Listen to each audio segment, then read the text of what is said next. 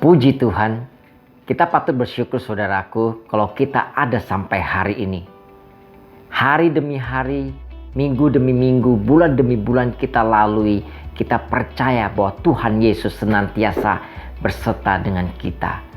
Di episode yang ke-14 ini saya akan berbicara tentang buka matamu. Di dalam 2 Raja-Raja 6 ayat 16-17 firman Tuhan berkata demikian. Jawabnya, jangan takut, sebab lebih banyak yang menyertai kita daripada yang menyertai mereka. Lalu berdoalah Elisa, ya Tuhan, bukalah kiranya matanya supaya ia melihat. Maka Tuhan membuka mata bujang itu sehingga ia melihat. Tampaklah gunung itu penuh dengan kuda dan kereta berapi sekeliling Elisa. Nah, beberapa waktu yang lalu saya membaca satu berita di media online. Ada seorang supir angkot bunuh diri. Dia nekat gantung diri karena dia tidak tahan setiap hari diteror oleh penagih hutang. Rupanya si supir angkot ini meminjam uang melalui online.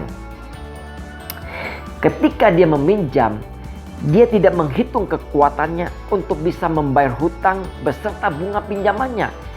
Akhirnya si supir angkot ini tidak bisa melunasinya. Permasalahan hidup yang begitu besar membuat banyak orang merasa tidak sanggup lagi menanggungnya. Mereka berpikir tidak mungkin ada jalan keluar. Tidak mungkin saya bisa melunasi hutang. Tidak mungkin saya bisa menghadapinya. Akhirnya mereka nekat mengambil jalan pintas.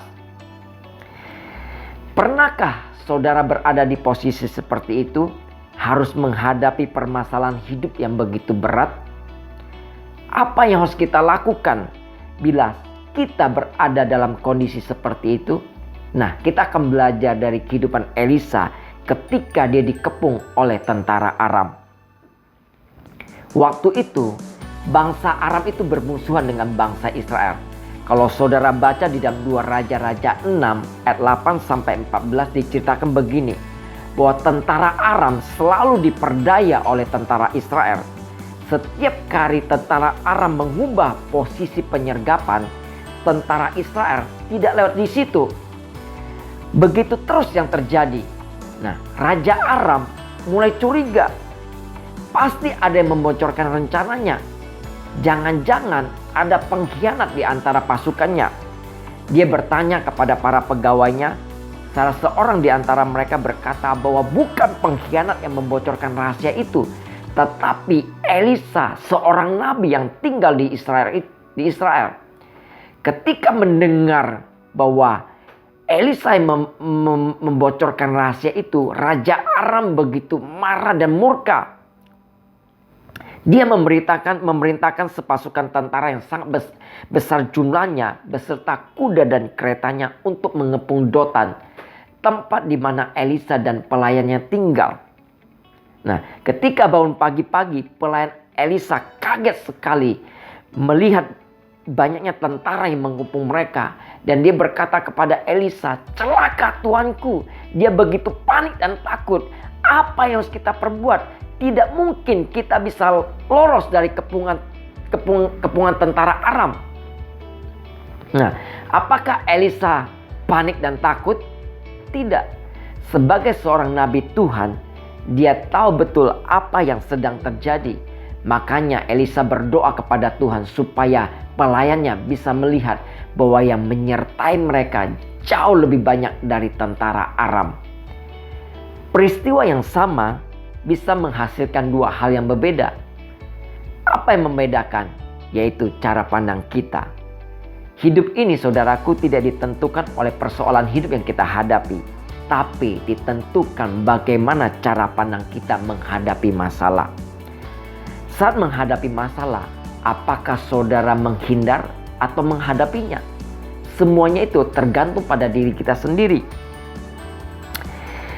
Sekalipun masalah besar yang kita alami, kalau kita memiliki cara pandang yang benar, maka semuanya akan menjadi lebih baik dan mendatangkan sukacita. Tapi kalau cara pandang kita salah, masalah sekecil apapun pasti akan membuat kita mengeluh dan bersungut-sungut. dan kita akan kehilangan sukacita. Ada sebuah istilah yang mengatakan masalah besar adalah untuk orang besar dan masalah kecil hanya untuk orang kecil. Artinya begini saudaraku, kita tidak akan bisa naik level berikutnya bila kita tidak berani atau tidak mau menghadapi ujian. Bersyukurlah kalau hari-hari ini kita diizinkan masalah demi masalah kita alami. Percayalah bahwa Tuhan itu peduli. Tuhan tidak pernah meninggalkan kita. Di akhir zaman ini saudaraku, mari kita belajar untuk memiliki cara pandang yang benar sesuai dengan prinsip firman Tuhan. Nah, Elisa bisa tinggal tenang dan percaya karena dia tahu bahwa Tuhan pasti menjaganya, melindunginya dengan pasukan malaikat yang tidak kelihatan dengan mata jasmani. Apa yang dilakukan Elisa ini sesuai dengan Mazmur 27 ayat 3 mengatakan, sekalipun tentara berkemah mengepung aku, tidak takut hatiku.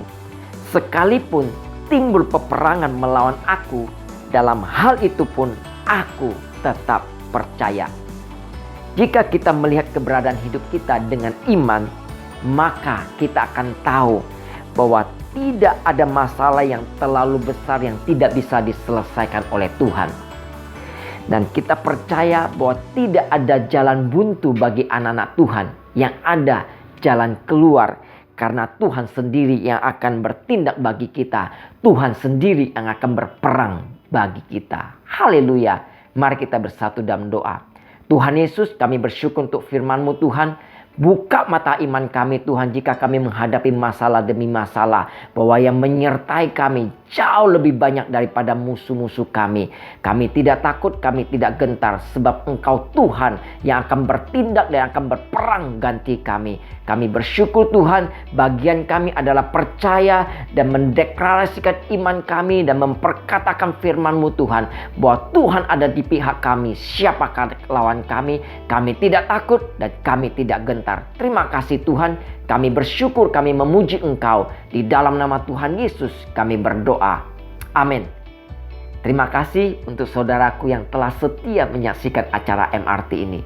Jangan lupa di subscribe, kasih like, tekan tombol lonceng dan bagikan kepada saudara-saudara yang lain. Tuhan Yesus memberkati dan menyertai kita senantiasa.